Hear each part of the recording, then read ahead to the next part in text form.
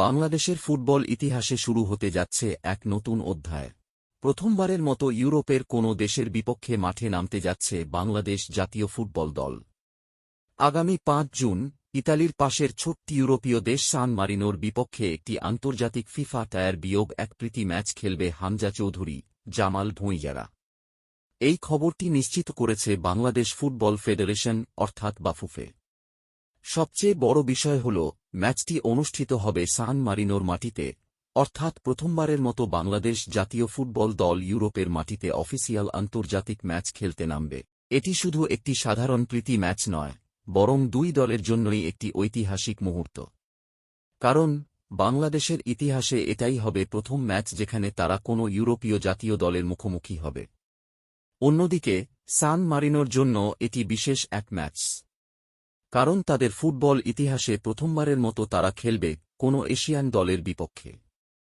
Football বিশ্বের সবচেয়ে নিচের সারির দলগুলোর একটি হল সান মারিনো। বর্তমানে ফিফার র্যাঙ্কিংয়ে তাদের অবস্থান ২১১তম, যা তালিকার একেবারে শেষের দিকে। অন্যদিকে বাংলাদেশ রয়েছে ১৮১তম স্থানে। এখানে অনেকেই প্রশ্ন তুলছেন, ইউরোপে গিয়ে বাংলাদেশ কেন তুলনামূলক দুর্বল দল সান মারিনোকেই বেছে নিল? আসলে এর পেছনে কৌশলগত কারণ রয়েছে। প্রথমত, ইউরোপের মাটিতে খেলার অভিজ্ঞতা অর্জন করা বাংলাদেশের জন্য অত্যন্ত গুরুত্বপূর্ণ। কারণ আন্তর্জাতিক পর্যায়ে উন্নতি করতে হলে বিভিন্ন কন্ডিশনে খেলার অভিজ্ঞতা দরকার। দ্বিতীয়ত, র্যাঙ্কিং পয়েন্টের বিষয়টিও গুরুত্বপূর্ণ। যেহেতু এটি ফিফা টায়ার-1 ম্যাচ, তাই ফলাফল সরাসরি ফিফার র্যাঙ্কিংয়ে প্রভাব ফেলবে। বাংলাদেশ যদি এই ম্যাচে জয় পায়, তাহলে এর র্যাঙ্কিংয়ে উন্নতির সম্ভাবনা থাকবে। আরেকটি বড় আকর্ষণ হল হামজা চৌধুরীর উপস্থিতি।